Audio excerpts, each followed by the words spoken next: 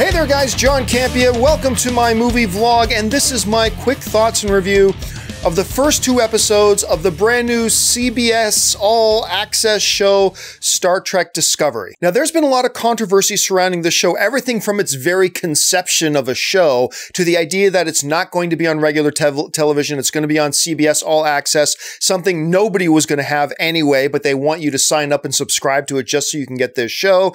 Then there was some drama with the showrunners and a whole bunch of behind-the-scenes drama, and a lot of us thought, could this thing even have the production value to make it worth something like this? Well, finally, I had a chance to sit down, watch the first two episodes tonight, and here are my thoughts. It's awesome. Count me as somebody who is completely impressed, shocked, and surprised, very pleasantly, by the way, for the quality of this show. I'm not going to go to all the details about, what happens in the show. You can find that out yourself. I just wanted to give a quick reaction to what I saw, and what I saw was far better than what I was possibly expecting. And the word that comes to mind most when I think about this show and how it impacted me is the word scope, both in terms of the scope of its production value. They went all out. I'm telling you, this television show, at least the first two episodes, if you want to call them the combined pilot, they felt like they had the production value and all the effort and all the finances and all the resources and time and care and talent put into it that you would expect put into a $150 million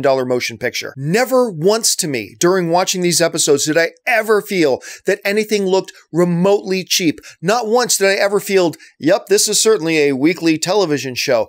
I always felt like I was getting the highest possible quality of what they were trying to put into this thing from a visual point of view. The scope of what they did was fantastic. And secondly, the scope of the story and mythology, if you will, of the history of the Federation and the Klingon Empire. I'll be kind of honest. I was kind of half expecting the first episode to be, gosh, Captain, we have to get these medical supplies to Amagation 4. And then in the midst of them fulfilling their mission of delivering medical supplies, something kind of goes wrong. They get a little bit introduced to the Klingon Empire, a little bit like they're back and all that kind of stuff, and a little bit of interaction there. But nope, they went balls to the wall. This was like the spark that ignited the war between the Federation and the Klingon Empire. I love the fact, even with the Klingons, they go into some stuff that those of us who've been watching Star Trek for a long time, some phrases, some customs, and some names that we're all very familiar with. I admit, I got kind of a little bit geeked out when I heard them saying the name Kahless, and for those of you who watch the Star Trek programming, you know who Kahless is. I got kind of geeked out when all the Klingons at the burial of a Klingon warrior all raised their heads and screamed to the heavens, which if you watch, Star Trek Next Generation and crap like that, you know that that's the Klingons' way of telling the afterlife that a warrior is coming. And all these little nods and hints to a lot of the old stuff, but at the same time, it's very new. Look, I know a lot of people are not going to be happy with the design of what the Klingons look like.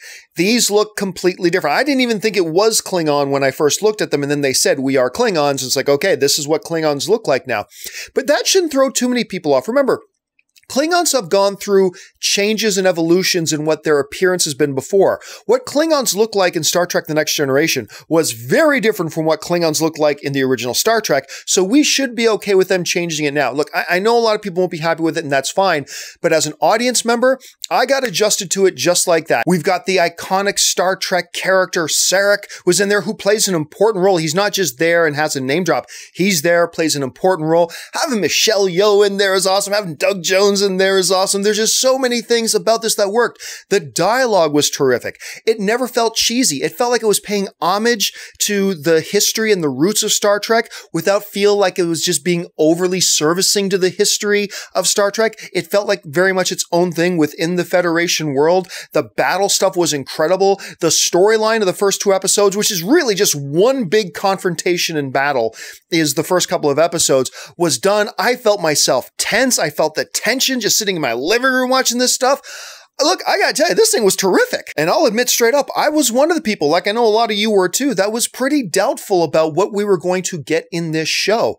But this was the best premiere for any of the Star Trek series, even better than Farpoint Station. This was the best I believe, first couple of episodes of any Star Trek show we've ever had. Now, the show might go on to suck. Episodes 3, 4, 5, and 6 might end up being terrible. Sure, I don't know. All I know is that these first two things have really got my attention. I was going to ignore this series, and it's just impossible to ignore. To be honest, to me, it's so good that what I said I would never do, which was sign up for a streaming service just for one show. I said I would never do that. I am contemplating doing that. I am honestly contemplating paying the $6 a month just so I can watch this show. Funny thing is, I'm doing this review having not spoken to anybody about this show.